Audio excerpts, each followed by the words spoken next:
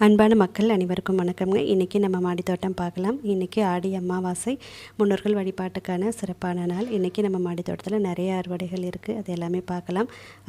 அறுவடைகளோட நிறைய செடிகள் பற்றின தகவல்களையும் உங்கள் கூட இந்த பதிவில் பகிர்ந்துக்கிறேன். அதில் சந்தோஷமும் இருக்குது, சின்ன வருத்தமும் இருக்குது, எல்லாமே பார்க்கலாங்க. முதல்ல அறுவடைகள் பார்ப்போம். பயிர்வாச்சு மல்லிகைப்பூக்கள் நான் சொல்லியிருந்தேன் இல்லைங்களா, நிறைய தளிர்கள் வந்திருக்கு, நிறைய மொட்டுகள் வந்திருக்குன்னு. நிறையா இன்றைக்கி பூக்கள்ங்க, ஒரு கையளவு பூக்கள் தாய் செடியிலையும் இருந்துச்சு, பதியம் வச்ச செடியிலையும் அழகாக பூக்கள் இருந்துச்சுங்க. இப்போ தொடர்ந்து மழை கிடச்சிட்டே இருக்குங்க. நேற்று மாலையும் மழை கிடச்சிது.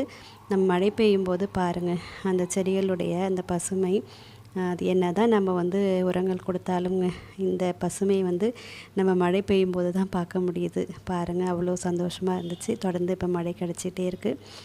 அதுக்கப்புறம் ரோஜாக்கள்லையும் இன்றைக்கி ஒரு 4 வகையான ரோஜா பூக்கள் பறித்தேன். பன்னீர் பட்டன் ரோஸ், அதுக்கப்புறம் கல்கத்தா ரோஸ், அதுக்கப்புறம் white button rose, skin rose, இது எல்லாமே கிடச்சிது. நம்ம பதியம் வச்ச செடியில் எல்லாமே ரோஸ் இருக்குங்க, அது எல்லாமே பறித்தோம். பாருங்கள், இந்த பூக்களுடைய வண்ணம் பாருங்கள், எவ்வளோ அழகாக இருக்குது பாருங்கள். தொடர்ந்து பூக்கள் கொடுத்துக்கிட்டே இருக்குது பாருங்கள். நம்ம கல்கத்தா ரோஸ்லாம் விடாமல் நானும் பறிச்சிக்கிட்டே இருக்கேன். இந்த ஆரஞ்சு ரோஸ் பற்றி சொல்லணுங்க. இது நம்ம சேனல் ஆரம்பித்ததுலேருந்தே நீங்கள் பார்க்கலாம். 3 வருஷத்துக்கும் மேலே நம்ம மாடித்தோட்டத்தில் இருக்குங்க. ஒரு சின்ன பெயிண்ட் பாக்கெட்டில் தான் வச்சுருந்தேன், அதுவே உடஞ்சி போச்சுங்க. இப்போ இருந்தாலும் செடி அப்படியே இருக்குது பாருங்கள். 3 வருஷத்துக்கு அப்புறமும் பாருங்கள், அதில் எவ்வளோ பெரிய பூ இருக்குது பாருங்கள். மழை வெயிலையும் நான் அதை காப்பாற்றிட்டு வரேன். நம்ம புதிய செடிகள்னு நான் இப்போ வாங்கவே இல்லைங்க. நம்மக்கிட்ட இருக்கிறது எல்லாமே பழைய செடிகள் தான், வருஷக்கணக்காகவே வச்சுருக்கேன். இது உங்களுக்கு ஞாபகம் இருக்கும், நம்ம சமீபத்தில் பதியம் வச்சுருந்ததை தொட்டி மாற்றணும் இல்லைங்களா, வெயில் நேரத்தில் கூட இந்த ஜூலை மந்த்தில் அழகாக தளைஞ்சிருச்சு பாருங்கள். இதுவும் தொட்டி மாற்றினது தான், பதியம் வச்சு ஸ்கின் ரோஸ் தான். 2மே மொட்டு வந்திருக்கு பாருங்கள். அதுக்கப்புறம் இது பன்னீர் பட்டன் ரோஸ், அதுவும் நம்ம பதியம் வச்சது. அதுலேயும் முதல் பூ வருதுங்க, மொட்டு வந்திருக்கு. இதெல்லாமே பெரிய தொட்டிக்கு மாற்றணும். அதுக்கப்புறம் இந்த பக்கம் பாருங்கள், நம்ம இருவாச்சி மல்லிப்பூக்கு இணையாக குண்டு மல்லியும் பாருங்கள், அழகாக நிறைய அரும்புகள் காட்டியிருக்குங்க. பூக்கள் பறிச்சுட்டு நம்ம கட் பண்ணி விடும்போதுட்டு புதிய கிளைகள் மொட்டுகள் நிறையாவே வைக்கிது.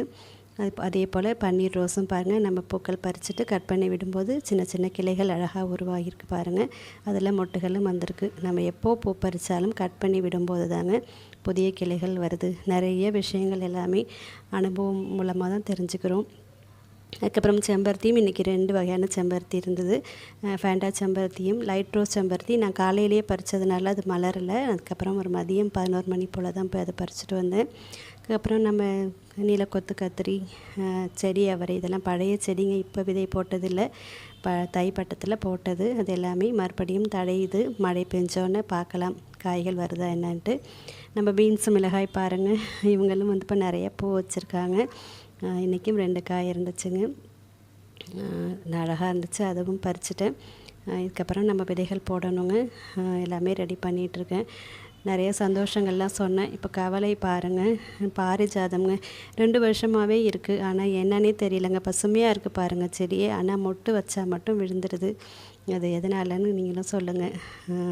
அதுக்கு என்ன மாதிரியான உரங்கள் வேறு மாதிரி கொடுக்கணுமா என்னங்க, அதையும் சொல்லுங்கள். அதுக்கப்புறம் முருங்கைக்கீரையும் பறித்தோம் இன்றைக்கி. ஒரே ஒரு கிளை தாங்க இருந்தது, அதை உடச்சி நிறைய தொட்டிகளில் வச்சு நிறைய செடியாக உருவாக்கியிருக்கேன். இன்றைக்கும் அதுலேயும் ஒரு கையளவு முருங்கைக்கீரை எவ்வளோ பசுமையாக இருக்குது பாருங்கள், அதுவும் பறிச்சிட்டேன். அதுக்கப்புறம் படையலுக்கு வெற்றிலை, அதுவும் பாருங்கள் அவ்வளோ பசுமையான வெற்றிலையுடைய சைஸ் பாருங்கள், அவ்வளோ பெரிய இலைகளாகவே இருந்துச்சு, அதுவும் பறிச்சிருந்தோம். தொடர்ந்து ஒரு நாள் கூட தவறாமல், சில சமயத்தில் அறுவடைகள் நிறையாவும் இருக்கும், சில சமயத்தில் குறைவாகவும் இருக்கும். இதே போல் அறுவடைகளை விடாமல் நான் பதிவுகள் கொடுத்துக்கிட்டே இருக்கேன். தொடர்ந்து பார்க்குறவங்க எல்லாருக்குமே தெரியும். மாடித்தோட்டம் எல்லாருமே வைங்க, நமக்கு நல்லது தான் கிடைக்கும். அடுத்த பதிவில் பார்க்கலாங்க.